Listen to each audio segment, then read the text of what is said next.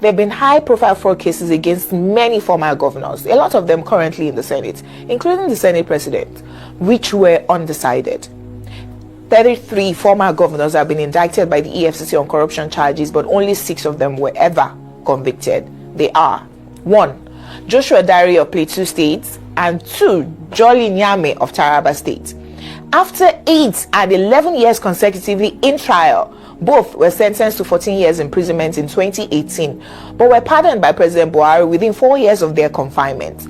Jolly Nyame had appealed his case and his imprisonment reduced to 12 years. He went to the Supreme Court in 2020, and the Supreme Court upheld the ruling of the appeal court for him to spend 12 years in prison. However, he was pardoned in 2022.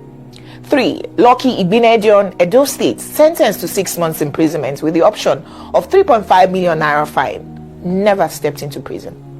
4. James Ibori, Delta State. He was accused by the then EFCC chairman Nuru Ribadu of bribery, was acquitted in Nigeria, but was eventually convicted and sentenced to 13 years imprisonment by a London court. He was released after spending a few years in prison. 5. Diprie Alamesia, Bayelsa State, escaped arraignment in London, was sentenced to 2 years imprisonment in Nigeria and released 2 hours after his conviction because he had spent 2 years in trial already. He was eventually pardoned by President Jonathan, who had been his deputy governor and then successor as governor.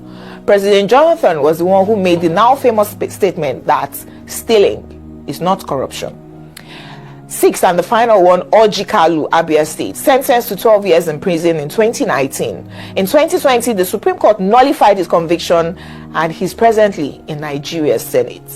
Several other high-profile cases of fraud, like those of former governor of Ekiti State, Ayo Fayoshi, whose case was dismissed this year, former Kogi State Governor Yaya Bello, who even resisted arrest, and former Sokoto State Governor and former Speaker of the House of Representatives, Aminu Tambuwal, who was arrested and granted bail just this week, has left Nigerians distrustful of the EFCC.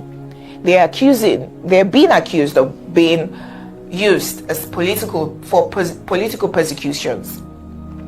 With the EFCC now busy breaking down hotel room doors, looking for Yahoo boys, the answer to the question, is stealing still corruption, is left to the imagination.